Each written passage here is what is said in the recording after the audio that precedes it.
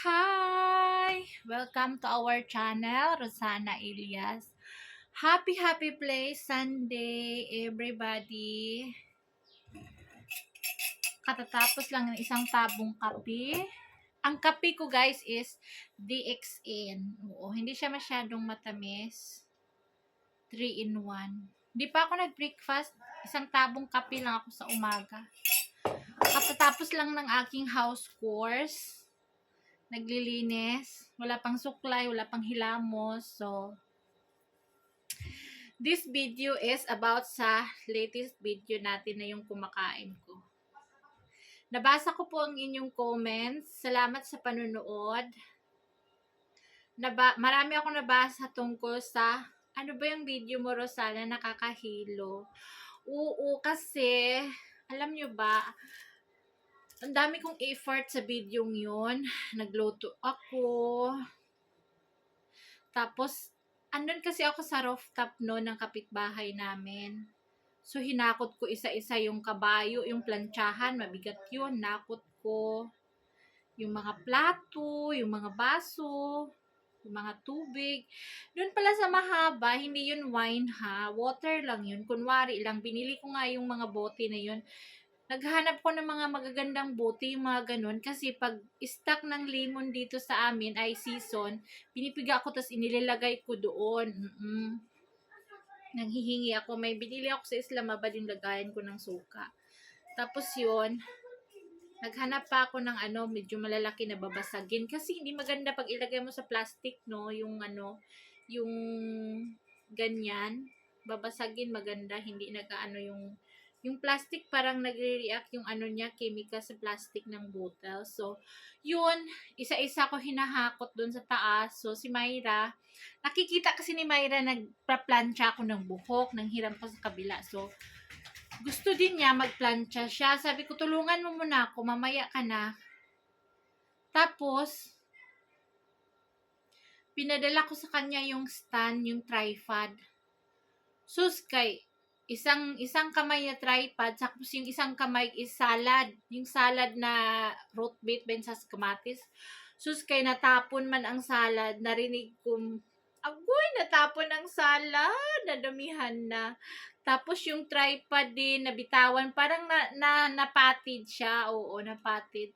Pinaalalahanan ko na siya sa baba pa lang na ayusin mo pagdala ha, baka matapon. Inarrange ko na yan, ganyan. Sus, natapon man. Sabi, Mama, natapon! Oh, Diyos ko po! Tapos yun, sabi ko, pulutin mo, hugasan mo doon. Hinugasan niya. Tapos yun, habang busy ako sa pag-akyat-akyat ng iba, ready na ako mag-video. Sus, grabing effort ko na. Nagplansya-plansya pa ako ng buhok ko. Tapos, ang init-init. Ano yun mga 3 o'clock ng hapon. Yung init, bumanda sa mukha ko. Hindi naman siya masyadong mainit kasi winter naman Hindi mo mafe-feel yung init. Yung silaw lang. Tapos yun, sabi ko sa kanya, halika, videohan mo muna ako. Alaka, nagalit na siya. Ayaw niya mag-video kasi daw, mag-plancha siya, mag-makeup din daw siya na kanya. Nagalit talaga siya, yung mukha niya nakasimangot. Tapos naka-cellphone siya, nakaganyan lang talaga siya. Nakaganyan lang siya, hindi niya tinitingnan yung camera. Di ba usually pag nag-video ka, tingnan mo yung ganyan, dalawang kamay. Ganyan lang talaga siya, nag-video siya, ganyan siya. Ganyan lang siya, talagang wala siya sa mood. Sabi ko, di ba napansin niyo habang kumakain ako, nagsasalita ako, sabi ko, tumingin ka sa camera, baka hindi na ako nakuha, baka yung, na video mo yung lang, yung playground. Di ba nga maingay ako nun? Talagang wala siya sa mood nun. Sabi ko sa kanya, parang 6 minutes lang ata ang video niya.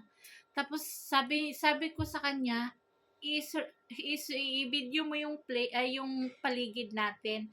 Tapos, sabihin ba naman niya, ganun lang? So, hindi ganyan. Idahan-dahan mo pag video, ganyan-ganyan mo, Talagang wala siya sa mood kasi sabi ko, i-video mo yung likod. Ganyan. Hindi ganyan kasi nahilo yung mga viewers. Kaya nga, nababasa ko yung mga yung mga comments. So, sana ba yung video mo nakakahilo. Pasensya na po talaga kayo. Alam nyo, pag after ng video, talagang natapik ko yung bibig niya. Sabi ko, ano ka ba? Anong ginagawa mo? Bakit ganyan ka? Tapos, hindi pa talaga yun enough kasi nasa taas kami, nasa rooftop kami, yung mga kapitbahay nakatingin. Siyempre, mga chismoso din, mga nakakaisyuso, babae, lalaki. So, pagbaba namin dito sa baba, sa loob ng room, sabi ko sa kanya, kinausap ko talaga siya ng masyado. Sabi ko, alam mo ba yung ginagawa mo? Makakahiya ka, dalaga ka na. Tapos bakit ka ganyan? Pagbibideo lang, paghawak lang ng kamera, hindi mo pa magawa ng mabuti. Sabi ko sa kanya, hindi ka nga pinapagawa dito sa bahay, di ba? Wala kang ginagawa. School, kain ka lang, ganyan. Talagang minamaymayan ko siya ng mabuti. Hindi mo ba alam, dito tayo kumakain? Lahat ng needs natin, dito natin, kung anong kailangan nyo, dito tayo kumukuha. Sabi ko sa kanya talagang, pinasink in ko sa kanya lahat ng rason. Bakit ka ganyan? Huwag mo nang uulitin yun, ha? Sabi ko sa kanya, pag uulitin mo pa yun, talagang mabubugbog kita. Matanda ka na, hindi ka na bata, sabi ko sa kanya. Kasi 'di ba, I'm expected na talagang ang ganda ng views, ang ganda ng video kasi nag-e-effort ka, kakain ka sa labas ng bahay mo, so together with a nice view, ganyan. Naku, sabihin ko ba na mag-i-video mo sa likod or sa harap? Gaganon ba naman oh? Tapos na, ano yun? Hindi ko na ma-edit, hindi ko na maano yung videos kasi nga ang iksi lang ng videos, gusto kong pahabain. Oo, gusto ko pahabain.